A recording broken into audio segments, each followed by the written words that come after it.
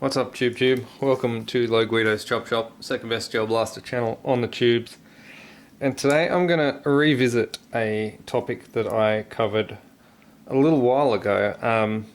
The original video I made was one of my actual most popular videos that I've ever made, and it was terrible. The video was an absolute it was an absolute wreck.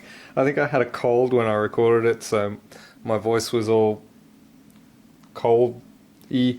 And the video was really poorly done, but I just wanted to give some basic tips and tricks of maintenance on gel blaster magazines. Now, a lot of people who are in the gel blaster scene probably already know these things, but for those of you who are new to gel blasters, or even if you've been around gel blasters for a while, these might be some tips that you may or may not have heard of. So I'm going to go through them again. This is a magazine that I've put a clear perspex window on the side so that we can actually see how the gel blaster magazine operates. And that's handy to see because once you've got an idea of how it's actually operating, you've got a better idea of what's going on and what you need to do. So if I get a couple of gels in here, like this. Let's get a couple of gels in there just so that we know what's going on. Probably the first thing is you need gravity to hold these gels down. Sorry, I'll try to get an angle that doesn't have reflection. There we go. You need gravity to hold these gels down in against this wheel. If you are holding the magazine or the blaster sideways and you're spinning the wheel, it's not going to feed any gels because it's needs gravity. It needs to have those gels down in there, held down in there by gravity, and then that wheel feeds them up the tube. Now you'll see that the wheel has fed those gels up the tube. There is no more gels down in here. I get a lot of first timers asking me, I can hear gels in my magazine, and in fact when I look in the magazine I can see there's still gels in there. When I tip the magazine out, the gels come out of it. There's like about 10 or 11 gels that come out after I've tipped it out, but they never feed up and they never fire. There is, of course, going to be the contents of this tube plus the contents of the T-piece, which will never fire. You need more gels down there to be able to feed to push the next gel up. So a lot of people, first timers, don't quite understand that this part of the magazine here needs to be full to push the next one up the tube. So you are never ever going to fire the full magazine. There's always going to be a bit that goes unfired. You can actually turn the blaster upside down at this point and empty that tube if you feel the need, but in terms of what's in the magazine here, you're never going to be able to feed that. Another thing that happens more often than you'd think is you buy magazines and they come wired back to front. It's happened to me more often than I would have expected. You buy a magazine, then when you put it into the blaster, instead of actually feeding, it's running the motor backwards, so it's like running backwards. And I'm just using a little battery to test this, and I just hook up a battery across the terminals. You can do it with a 9-volt battery. I've just got a little battery here with no terminals on it, and you can see that I'm now actually removing the gels from the tube. So it's important to determine the direction that your blaster feeds and make sure that the polarity of the motor is correct. In most blasters, the hole is closest to the negative, but that does change depending on manufacturer and brand and model and stuff like that. So you just got to check which way yours feeds and go with that. But more often than not, it's negative close to the hole, and that feeds like that. Now, after you've finished playing for the day, it is also important that you get your mag and empty it out. Empty the gels out of that tube, and also give it a spin and just make sure there's nothing left in there. Make sure that the mag is completely empty before storage, because what will happen is these gels will dehydrate and they'll shrink down. They'll become small enough to not be able to feed in the wheel, but big enough to cause blockages and issues with feeding.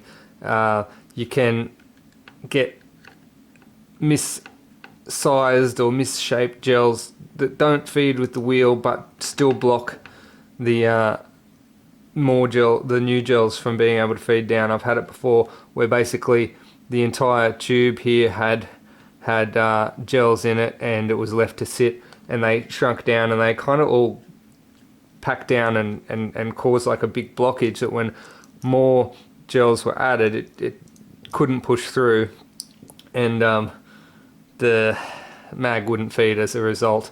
So always clean your mags out at the end of the day when you're finished, and it does also help to, if you can, put a battery on there or use the mag priming function of your blaster to run that wheel a bit and make sure there's no gels stuck under there, because it can quite easily happen where there's 2 gels or 3 gels stuck in the bottom of this wheel here, and if you tip the mag out with the flap open and empty the tube, you still don't get those gels down in there. And if they stick to this wheel, it can cause all sorts of problems later on down the line. So make sure you clean them out at the end of the game. Also, it should, as an extension to that, you should make sure there's no gels left in the T-piece or the chamber as well. So make sure you do a couple of dry fires to get those T-pieces cleared as well, because you will quite often, depending on the make and model of the blaster, get 2 or 3 gels in the T-piece. In fact, the Quasar that I reviewed the other day had a huge feeding tube into the T-piece, so that was like a real effort to clear that out after use. So yeah, keep that in mind. I reckon the Quasar is a perfect example of.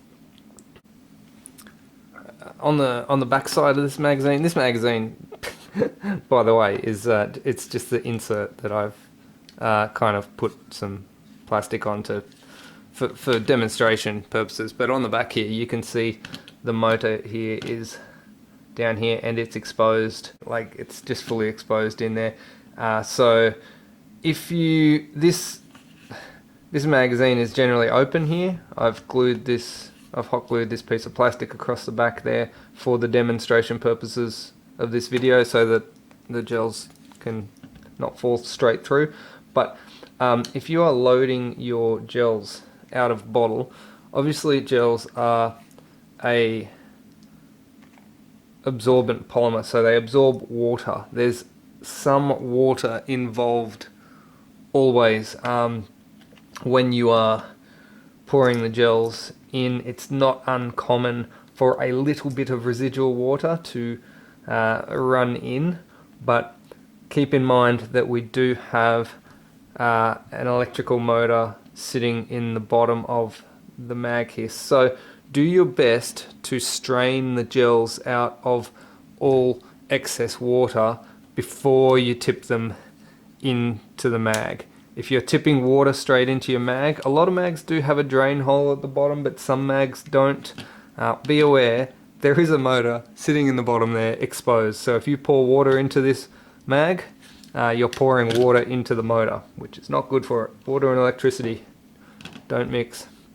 So keep that in mind. Try to drain your gels out or strain them. Get rid of all that residual water before filling your magazine. Once you've drained your water, then you can easily just fill your gels in the regular way through the top hatch there, and you won't have any water dribbling out the bottom. You won't have any risk to your motor or electronics down in there. It's also worthwhile just keeping an eye on these wires here. If you do have one of these magazines that has the flip top, I've seen a few where the wires can break there from folding the flip top too much. But hopefully this is some useful information for those of you who have just come into the Gel Blaster world, and for those of you who didn't catch my original magazine video, that was a little bit scuffed, and I hope that at least this video's produced a little bit better and in a way that you can understand how the Gel Blaster magazine works.